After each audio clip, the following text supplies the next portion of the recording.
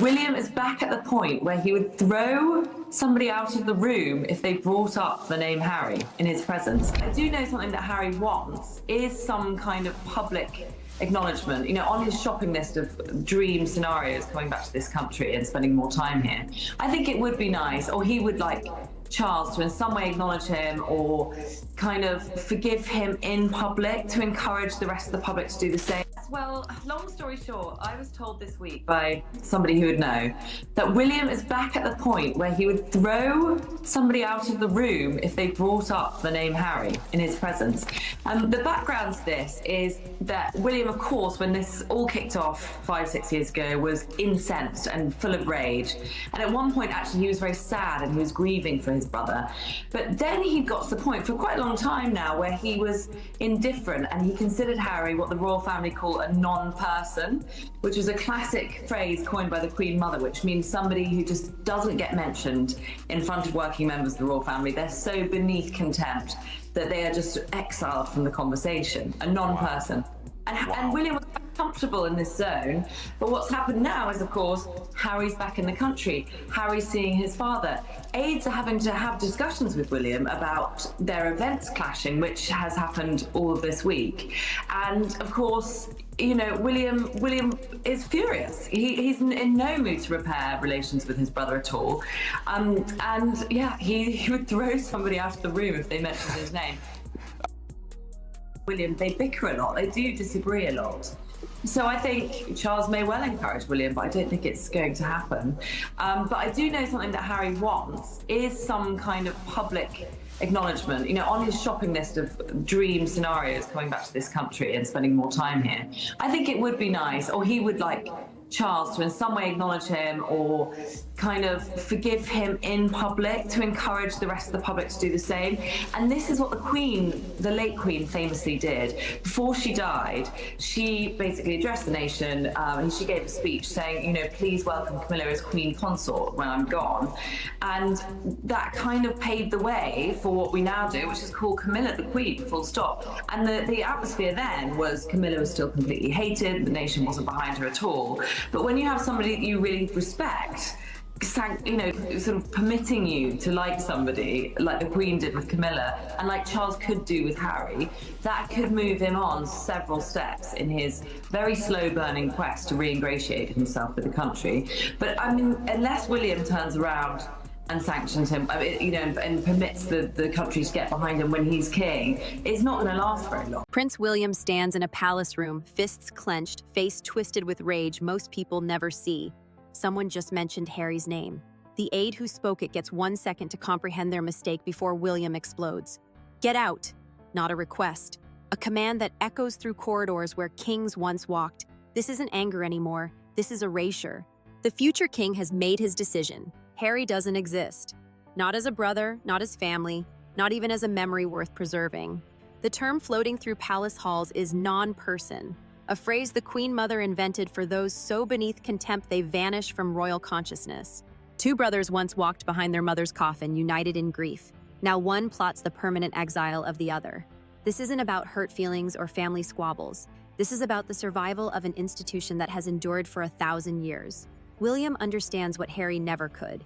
The crown demands absolute loyalty or absolute absence. There is no middle ground. The stakes transcend personal pain.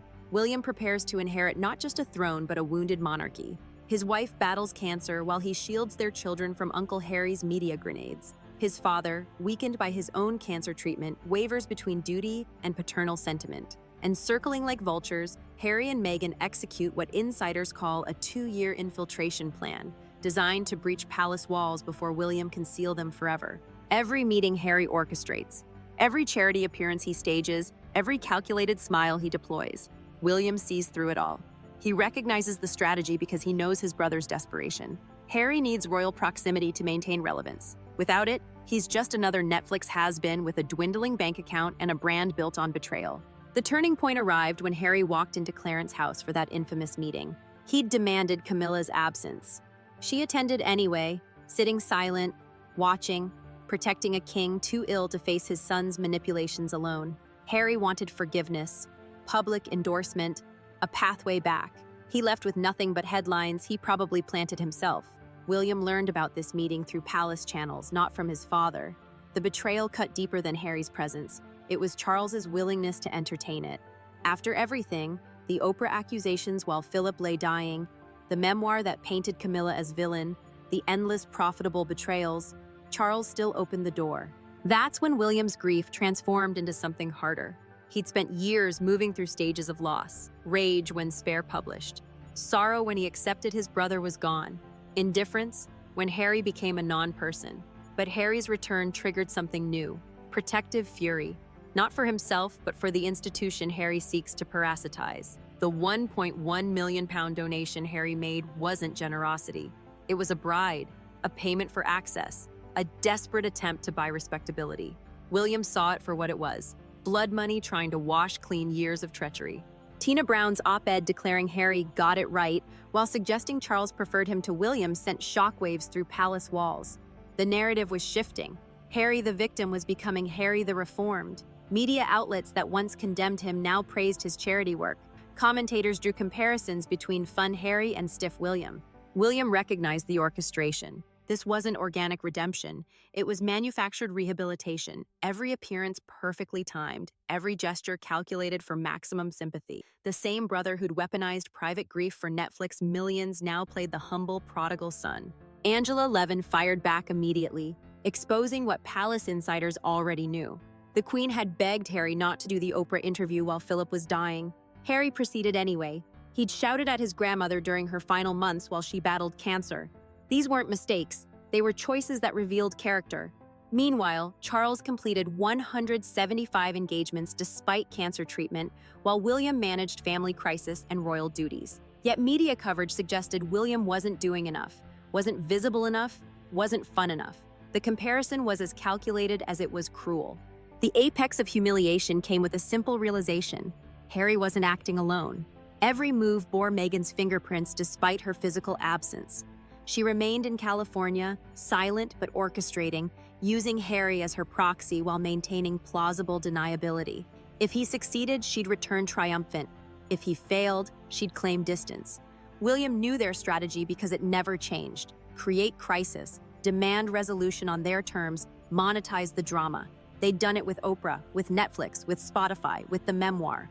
Now they were doing it with reconciliation itself, turning their return into content, their rejection into victimhood, their manipulation into mercy. The High Court's denial of Harry's police protection appeal in May should have ended this charade. Without security, Harry couldn't safely remain in Britain, yet he persisted, risking everything for proximity to power he'd abdicated. The desperation reeked of someone whose California dreams had curdled into nightmares. Harry's reported texting campaign to old friends, his Zoom calls with former palace aides, his sudden charity appearances.